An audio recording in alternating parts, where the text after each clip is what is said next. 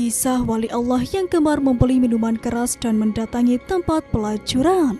Ternyata begini.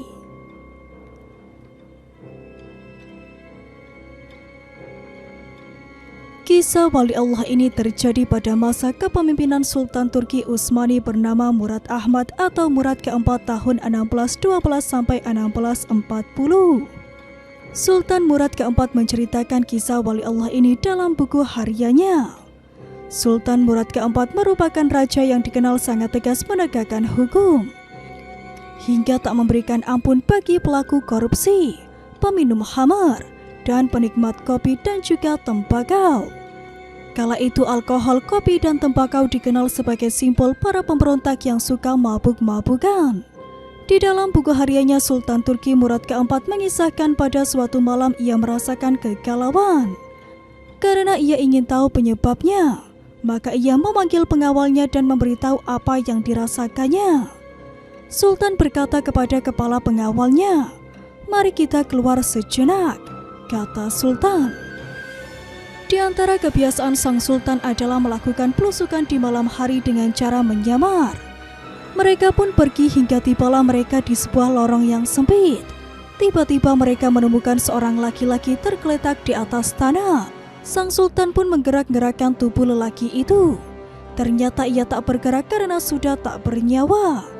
Namun orang-orang yang berlalu lalang di sekitarnya tak sedikit pun memperdulikannya. Sultan pun akhirnya memanggil mereka, dan mereka tak menyadari kalau orang tersebut adalah Sultan.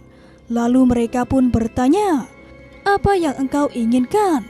Lalu Sultan menjawab, "Mengapa orang ini meninggal tapi tidak ada satupun di antara kalian yang mau mengangkat jenazahnya? Siapa dia? Di mana keluarganya?" Kata Sultan Murad keempat. Mereka pun berkata, "Orang ini zindik, suka menenggak minuman keras dan berzina." Lalu Sultan Murad keempat pun menimpali, "Tapi bukankah ia termasuk umat Muhammad SAW? Ayo angkat jenazahnya, kita bawa ke rumahnya." Mereka pun akhirnya membawa jenazah laki-laki itu ke rumahnya. Melihat suaminya sudah tak bernyawa, sang istri pun menangis sejadi-jadinya. Orang-orang yang membawa jenazahnya pun langsung pergi. Tinggallah sang Sultan dan kepala pengawalnya dalam tangis sang istri itu. Sang istri pun lalu berucap pada jenazah suaminya itu, "Semoga Allah merahmatimu, wahai wali Allah. Aku bersaksi bahwa engkau termasuk orang saleh," kata sang istri. Mendengar ucapan itu, Sultan Murad keempat pun kaget. Bagaimana mungkin dia termasuk wali Allah, sementara orang-orang membicarakan tentang dia begini dan begitu, sampai-sampai mereka tidak peduli dengan kematiannya. Lalu kemudian sang istri pun menjawab, "Sudah kuduga pasti akan begini. Setiap malam suamiku keluar rumah pergi ke toko-toko minuman keras. Dia membeli minuman keras dari para penjual sejauh yang ia mampu. Kemudian minuman-minuman itu dibawa ke rumah lalu ditumpahkannya ke dalam toilet, sambil berkata, 'Aku telah meringankan dosa kaum muslimin.' Dia juga selalu pergi menemui para pelacur, memberikan mereka uang dan berkata, 'Malam ini kalian sudah dalam bayaranku, jadi tutup pintu rumahmu sampai pagi.' Kemudian ia pulang ke rumah dan berkata kepadaku, 'Alhamdulillah, malam ini aku telah meringankan dosa para pelacur itu dan pemuda-pemuda Islam.' Orang-orang pun hanya menyaksikan bahwa ia selalu memilih kamar dan menemui pelacur. Lalu mereka menuduhnya dengan berbagai tuduhan dan menjadikannya buah bibir.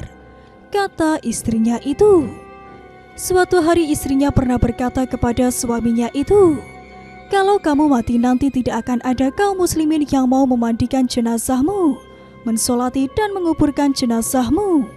Lalu suaminya hanya tertawa dan berkata, "Jangan takut, bila aku mati aku akan disolati oleh sultannya kaum muslimin, para ulama dan para wali." Mendengar hal itu pun Sultan Murad keempat pun menangis, lalu ia berkata, "Benar, demi Allah akulah Sultan Murad keempat, besok pagi kita akan memandikannya, mensolatkannya dan menguburkannya," kata Sultan Murad. Akhirnya prosesi penyelenggaraan jenazah laki-laki itu pun dihadiri oleh Sultan, para ulama, para wali Allah dan seluruh masyarakat. Wallahu a'lam bishawab.